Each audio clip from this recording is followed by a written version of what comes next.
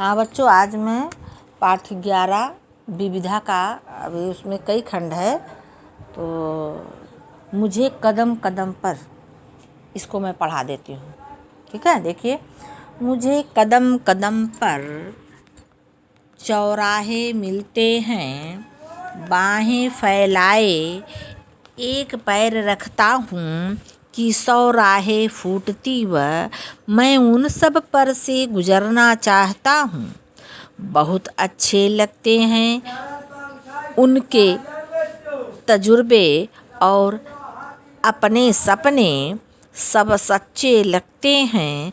अजीब सी अकुलाहट दिल में उभरती है, मैं कुछ गहरे में उतरना चाहता हूँ, जाने क्या मिल जाए।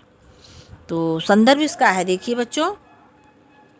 प्रस्तुत पद्यांश हिंदी पाठ्य पुस्तक में संकलित गजानन माधव मुक्तिबोध द्वारा रचित काव्य संग्रह चांद का मुँह टेढ़ा है में मुझे कदम कदम पर शीर्षक कविता से लिया गया है। प्रसंग इसका है कि इस पद में कवि ने इतने सुंदर दृश्य जब अपने चारों ओर देखते हैं तो उससे प्रेरणा ग्रहण करने का संदेश देते हैं, इसी का इसमें वर्णन किया गया है। व्याख्या इसका है कि कवि कहते हैं कि मुझे कदम कदम पर अपनी बाहें फैलाए हुए असंख्य चौराहे मिलते हैं। उन चौराहों पर जैसे ही मैं कदम बढ़ाता हूँ, वैसे ही मुझे उनमें से एक दूसरे मार्ग दिखाई देने लगते हैं। ठीक है, और मैं उन सभी मार्गों से होकर जाना चाहता हूँ, गुजरना चाहता हूँ।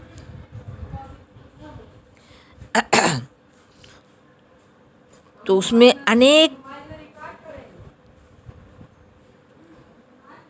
मार्ग हैं और ये मार्ग अपनी ओर आकर्षित करते हैं, इसलिए मुझे उस मार्ग के चयन में कुछ बाधा दिखाई देने लगती है। कभी आगे भी कहते कि इन मार्गों का अनुभव एवं अपने स्वप्न मुझे अच्छे लगते हैं।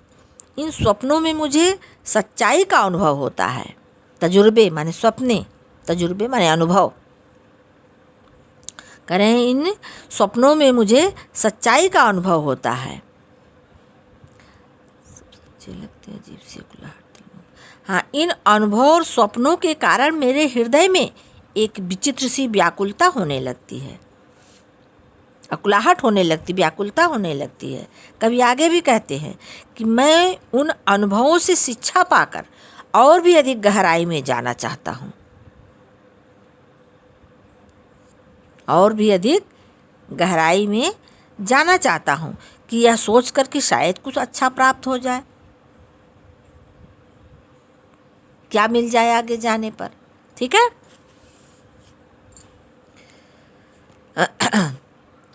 कहने का मतलब यह है कि मेरे मन में यह जिज्ञासा सदैव बनी रहती है कि अनुभवों से अलग कोई और विचित्र अनुभव भी मुझे कभी न कभी प्राप्त हो सकता है। दूसरा देखिए, मुझे भ्रम होता है कि प्रत्येक पत्थर में चमकता हीरा है, हर एक छाती में आत्मा अधीरा है, प्रत्येक सुस्मित में विमल सदा नीरा है। मुझे भ्रम होता है कि प्रत्येक वाणी में महाकाव्य पीड़ा है। पल भर मैं सब में से गुजरना चाहता हूँ, प्रत्येक उर में से तिर आना चाहता हूँ। तिर आना माने तैर कर, तिर आना चाहता हूँ। इस तरह खुद ही को दिए दिए फिरता हूँ, अजीब है जिंदगी। तो संदर्भ वही हो गया है, प्रसंग भी वही रहेगा कि इस पद में कवि ने संसार को देखकर लोगों से प्रेरणा ग्रहण करने का संदेश देते हैं। इसका व्याख्या देखिए। व्याख्या है कि प्रस्तुत पद्यांश के माध्यम से कवि मुक्तिबोध कहते हैं कि मुझे प्रत्येक पत्थर में हीरे का भ्रम होने लगता है। कवि कहते हैं कि मुझे प्रत्येक पत्थर में हीरे का भ्रम होने लगता है। प्रत्येक मनुष्य की वाणी में महाकाव्य की वेदना छिपी हुई है। वह कुछ क्षण के लिए इन सब से गुजरना चाहता है, वह कुछ अनुभव करना चाहता है, वह उन्हें स्वयं के द्वारा महसूस कराना चाहता है। वह प्रत्येक मनुष्य के हृदय की अंततः गहराइयों में तैरकर पुनः ऊपर आना चाहता है। वह स्वयं को घूमता फिरता है। वह सभी की निजी व्यथा को स्वयं झेलना चाहते हैं। वह स्वयं को दूसरों को दुख बांटने के लिए समर्पित करना चाहते हैं।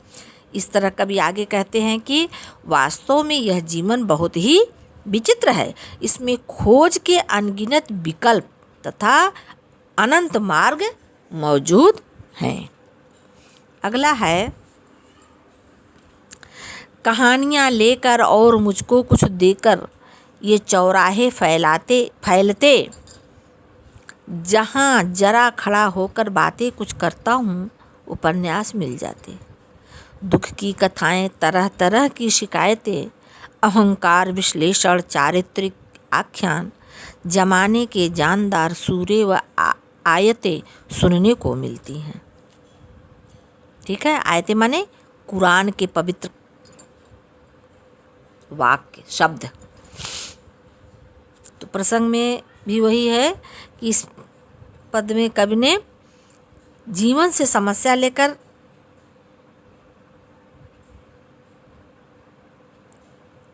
अनेक चुनाव की भी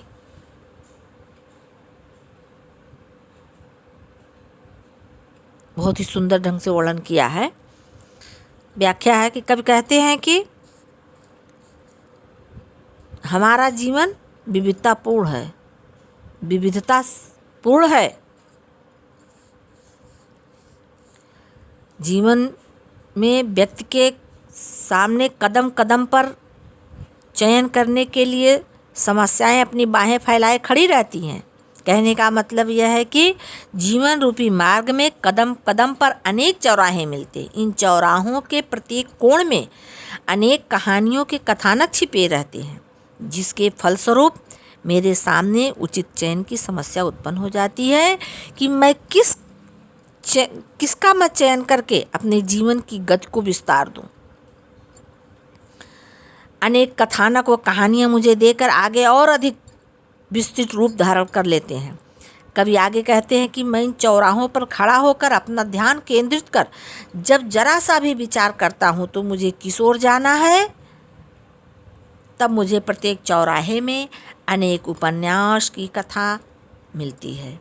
जब मैं चौराहे का चयन करता हूँ, मुझे अपने द्वारा किए गए प्रत्येक चयन में कुछ दुख की कथाएं, कुछ शिकायत, कुछ अहंकार के विश्लेषण, कुछ आलोचनाएं, सैकड़ों चारित्रिक कथाएं, इसके साथ ही दुनिया के एक से एक बढ़कर उत्तम उपदेश और पवित्र वाक्य सुनने को मिलते हैं। हम संक्षिप्त करके ही आप लोग को बता रही हूँ। अगला है, देख लीजिए। अभी बहुत बड़ा ऐसे बढ़ा चढ़ा के कह दें तो एकदम नहीं समझ में आएगा। कविताएं मुस्कुरा लाग डांट करती हैं, प्यार बात करती हैं, मरने और जीने की जलती हुई सीढ़ियाँ श्रद्धाएं चढ़ती हैं, घबराए प्रतीक और मुस्काते रूप चित्र लेकर मैं घर पर जब लौटता, उपमाएं द्वार पर आते ही कहती हैं कि 100 बरस और मुझे जीना ही चाहिए। तो देखिए इसको, प्रसंग इसका इस पद्यांश में कवि ने यह स्पष्ट किया है कि जीवन में समस्या केवल अभावों की ही नहीं वरन उपयुक्त चुनाव की भी है। व्याख्या है, कवि कहते हैं कि मेरे उचित चयन के लिए प्यार से मुझे आशीर्वाद देकर मेरा साहस बढ़ाती हैं और मुझे अपने जीवन में अनेक मुस्कुराती कविताएं मिलती हैं और गलत चयन पर मुझे फटकारती भी हैं। आगे कवि कहते हैं कि मैं अपने जीवन रूपी मार्ग को आगे बढ़ाने के लिए जिस भी वस्तु को प्रतीक के रूप में ग्रहण करने के लिए आगे बढ़ता हूँ तो मुझे वह प्रतीक पूर्ण रूप से घबराया हुआ सा मालूम होता है, और तो मुझे उन प्रतीकों के ग्रहण करने की प्रेरणा प्राप्त होती है। तो मुझे ऐसा लगता है कि मेरे जीवन में सफलता प्राप्त करने के लिए विविध उपमान, उपाय अथवा जीवन सूत्र ऐसे दिखाई पड़ते हैं जिनका चयन कर मैं उन्नति को प्राप्त कर सकता था। किंतु तब मुझे लगता था कि वे उपमाएं कह रही हैं कि हमें अपनाकर अपना जीवन व्यतीत करने के लिए तुम्हें अभी 100 साल तक और जीना चाहिए। अंतिम है, घर पर भी पग पग पर चौराहे मिलते हैं, बाहें फैलाए रोज मिलती हैं 100 राहें, शाख प्रशाखाएं निकलती रहती हैं, नवजीवन रूप दृश्य वाले 100 विषय रोज रोज मिलते हैं। और मैं सोच रहा कि जीवन में आज के लेखक की कठिनाई यह नहीं कि कमी है विषयों की, वरन यह कि आधिक्य उनका है उसको सताता है और वह ठीक चुनाव कर नहीं पाता है। इसका प्रसंग है कि प्रस्तुत कवि की समस्या यह है कि वह इन दीवालों में सही विषय का चुनाव नहीं कर पाता है। इसी का इसमें वर्णन किया गया है। व्याख्या है कि कवि कहते हैं कि मुझे घर पर भी कदम कदम पर चौराहे मिल जाते हैं और उन पर बाहें फैलाए हुए सैकड़ों राहें मिल जाती हैं।